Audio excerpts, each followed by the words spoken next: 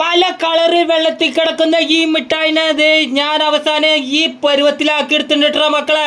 Full video അങ്ങോട്ട് കണ്ടോട്ടോ. അപ്പം അതിനായിട്ട് ഞാനൊരു ഗ്ലാസ് എടുത്തിട്ടുണ്ട്, ശേഷം കുറച്ച് വെള്ളം എടുത്തിട്ടുണ്ട്, അതിന് ശേഷം ജംസ് മിഠായി എടുത്തിട്ടുണ്ട്. അപ്പോൾ എക്സ്പീരിയൻസിന് വേണ്ടി ആദ്യം ഗ്ലാസ്സിലിട്ട് നിറച്ചും വെള്ളം അങ്ങോട്ട് ഒഴിച്ചു കൊടുക്കുക.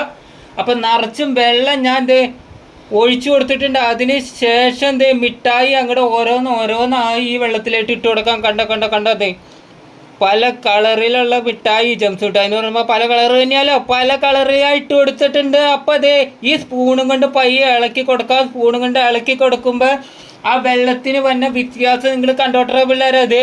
ഇപ്പം തന്നെ കളർ മാറി തുടങ്ങി. അപ്പോൾ ഇതൊക്കെയാണ് നമ്മൾ കഴിച്ചുകൊണ്ടിരിക്കണത്. നോക്കിക്കോ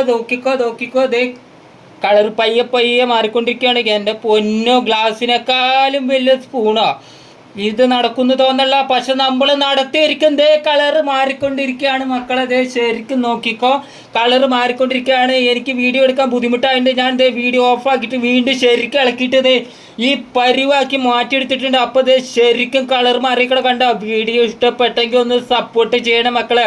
പുതിയ വീഡിയോ ആയിട്ട് ചേട്ടൻ വീണ്ടും വരട്ടെ. അപ്പം ശരി എന്നാ.